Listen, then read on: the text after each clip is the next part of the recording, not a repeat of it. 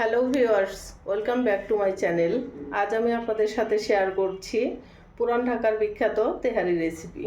তেহারিটি আমি রাঁধুনি রেডিমিক্স তেহারি মশলা দিয়ে তৈরি করব, যাতে আপনারা খুব সহজেই রেসিপিটি তৈরি করতে পারেন। তেহারিটি কিভাবে খুব ঝরঝরে হবে এবং সুস্বাদু হবে তার কিছু টিপস আমি আপনাদের সাথে শেয়ার করব। আশা করছি রেসিপিটি আপনাদের অনেক ভালো লাগবে। তাহলে চলে যাচ্ছি মূল রেসিপিতে। তেহারি তৈরি করার জন্য চুলায় একটি প্যান বসিয়ে দিয়েছি, তার মধ্যে দিয়ে দিচ্ছি 1 কাপ সরিষার তেল।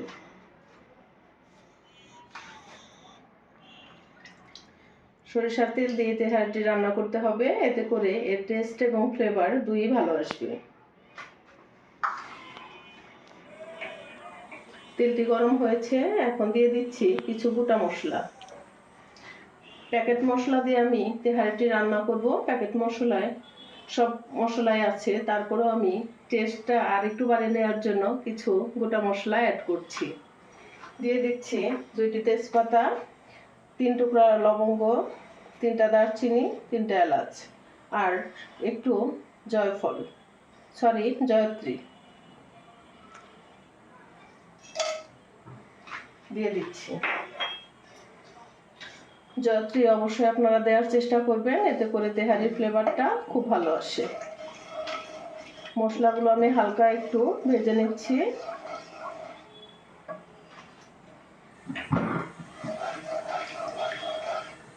মশলা থেকে খুব সুন্দর একটা গন্ধ বের হয়েছে। এখন আমি দিয়ে দিচ্ছি 1.5 কাপ পেঁয়াজ কুচি।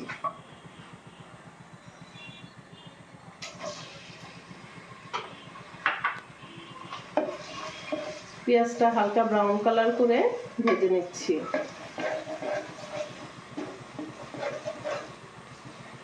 পেঁয়াজটা ভাজা না হওয়া পর্যন্ত অপেক্ষা করছি। আমার পেঁয়াজটি গোল্ডেন ব্রাউন করে ভেজে নেওয়া হয়ে গিয়েছে, আপনারা দেখতেই পাচ্ছেন। সরিষার তেল দিয়ে রান্না করলে একটু ফেনার সৃষ্টি হয়, এই জন্য পেঁয়াজগুলো বোঝা যাচ্ছে না। আমি হালকা গোল্ডেন কালার করে ভেজে নিয়েছি। এখন দিয়ে দিচ্ছি 1 টেবিল চামচ আদা পেস্ট আর 1 টেবিল চামচ রসুন পেস্ট। তেলের সাথে ভালো করে মশলাটা ভেজে নিচ্ছি।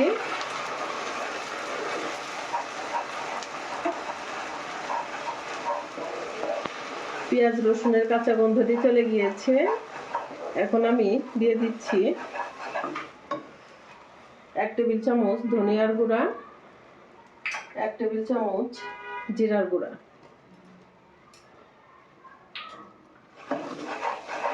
মশলার সাথে একটু ভেজে নিচ্ছি তেলের সাথে। এখন দিয়ে দিচ্ছি 4-5টা কাঁচামরিচ ফালি। কাঁচামরিচ থেকেই তেহারির ঝালটা আসবে, কারণ আমি এখানে কোনো প্রকার হলুদের গুঁড়া, মরিচের গুঁড়া ইউজ করব না। মরিচের গুঁড়া ইউজ করলে কালারটা তেহারির পারফেক্ট আসবে না। এখন আমি দিয়ে দিচ্ছি স্বাদ মতো লবণ।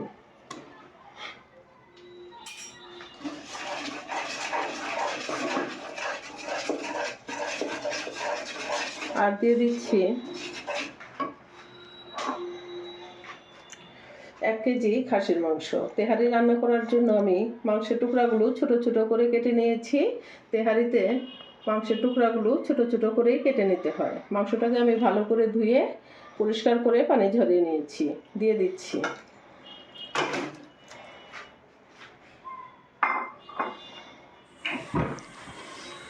মশলার সাথে মাংসটাকে আমি নেড়ে চেড়ে কষিয়ে নিচ্ছি।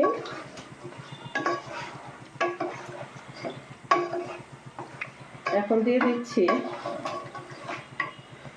3 টেবিল চামচ ফেটানো টক দই।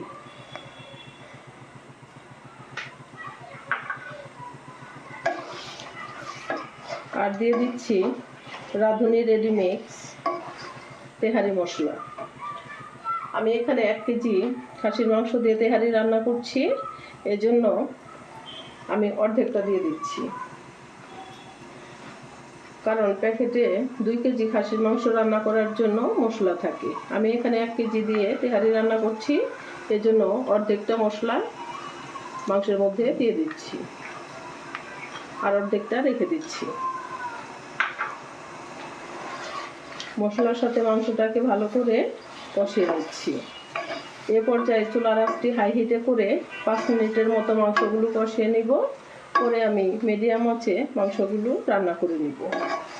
এখন টেস্টের ব্যালেন্সের জন্য দিয়ে দিচ্ছি 1 টেবিল চামচ চিনি।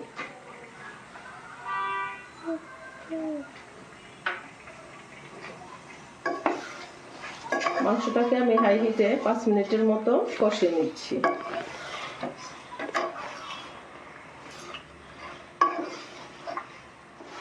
আমি মাংসটাকে 5 মিনিটের মতো হাই হিটে কষিয়ে নিয়েছি। আপনারা দেখতেই পাচ্ছেন মাংস থেকে অনেকটা পানি ছেড়ে দিয়েছে।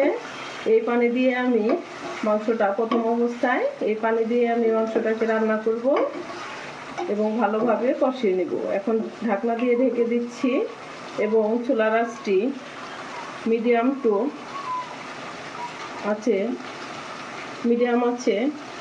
লো আছে করে আস্তে আস্তে করে মাংসটি কষাতে থাকবো।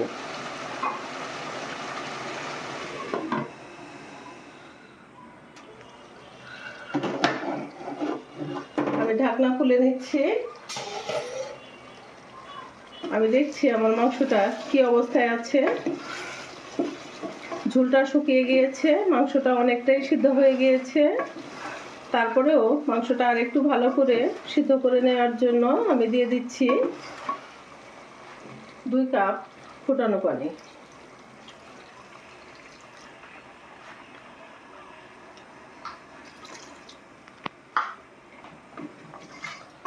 ফুটানো পানি দিতে হবে, তাহলে গ্রেভিটা অনেক টেস্টি হবে। এখন আমি ঢেকে দিচ্ছি 15 থেকে 20 মিনিটের জন্য। এর মধ্যে পানিটা শুকিয়ে যাবে, মাংসটা পুরোপুরি সিদ্ধ হয়ে যাবে। আমি ঢাকনা খুলে নিচ্ছি। আপনারা দেখতেই পাচ্ছেন আমার মাংসটা থেকে পানি শুকিয়ে গিয়েছে এবং মাংসটা নরম হয়ে গিয়েছে। আমার মাংসটা পুরোপুরি রান্না করে নিতে আধা ঘন্টা সময় লেগেছে। 20 মিনিটের মতো আমি মাংসটি পরে রান্না করলাম, আর আগে আমি 10 মিনিটের মতো মশলার সাথে কষিয়ে নিয়েছিলাম। মোট আধা ঘন্টা লেগেছে আমার মাংসটি রান্না করতে। আপনাদের কম বা বেশি লাগতে পারে। মাংসটি আমি উঠিয়ে নিচ্ছি।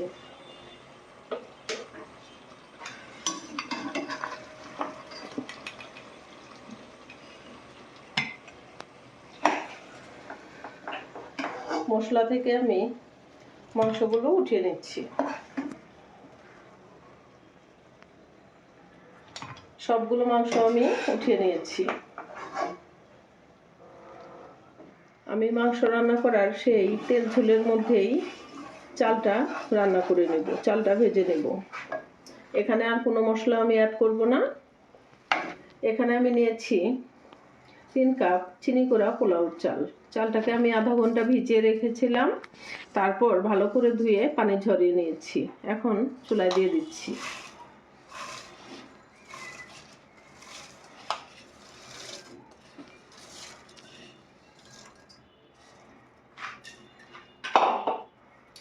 এখন ভালো করে চালগুলো ভেজে নিচ্ছি। চালগুলো খুব ভালো করে ভেজে নিতে হবে, তাহলে তেহারিটি অনেক বেশি ঝরঝরে হবে।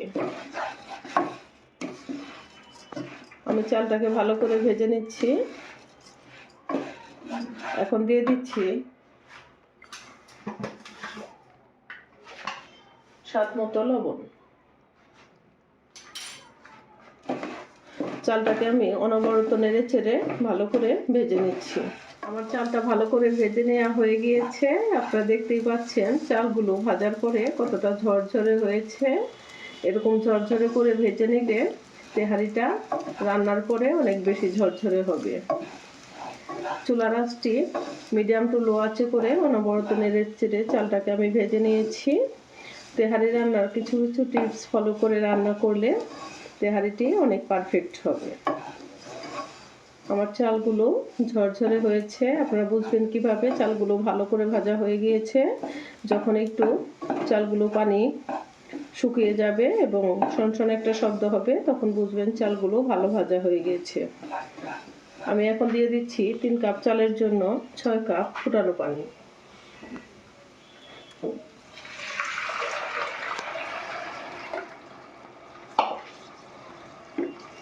পানির সাথে চালটাকে একটু নেড়ে চেড়ে দিচ্ছি।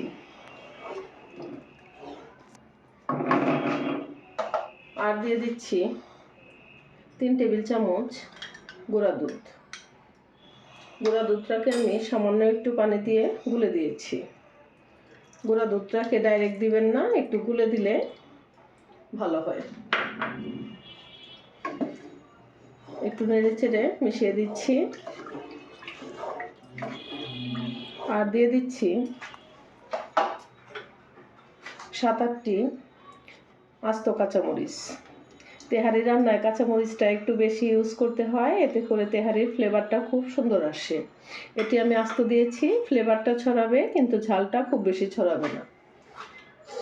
এখন আমি ঢেকে দিচ্ছি, চুলার আঁচটি হাই হিটে করে ঢেকে দিচ্ছি যতক্ষণ পর্যন্ত চালের পানিটা না শুকাবে।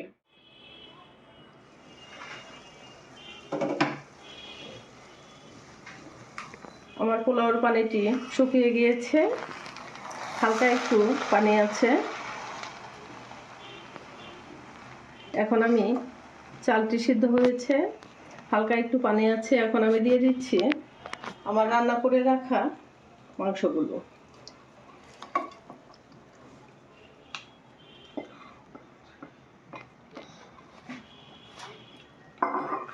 আপনারা রাইসটা রান্না করার সময় লবণটা একটু বেশি দিবেন, তাহলে রান্নার পরে লবণটা একদম পারফেক্ট হবে।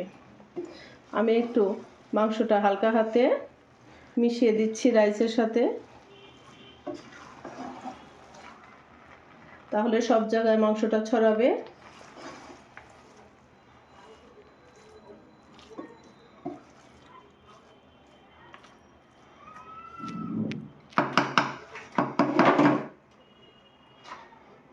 এখন আমি দিয়ে দিচ্ছি সামান্য একটু কেওড়া জল।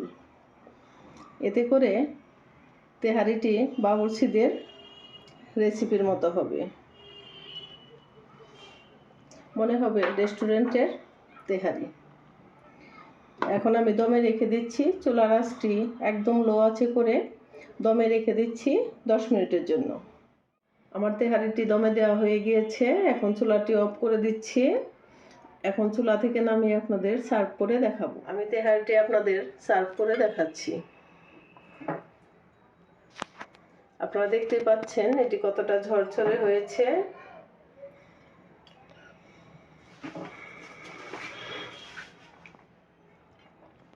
আমার রেসিপি ফলো করে তেহারি রান্না করলে তেহারিটি পারফেক্ট হবে।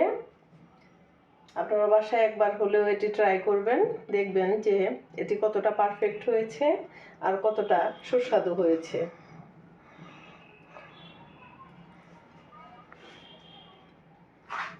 আমার রেসিপিটি ভালো লাগলে একটি লাইক দিবেন আর কমেন্টস করে জানাবেন কেমন লাগলো। রেসিপি সংক্রান্ত কোনো প্রশ্ন থাকলে কমেন্টস করে জানাবেন। আমার চ্যানেলটি এখনও যারা সাবস্ক্রাইব করেননি তাদের সাবস্ক্রাইব করার অনুরোধ রইল। সবাই অনেক বেশি ভালো থাকবেন, সুস্থ থাকবেন। ধন্যবাদ।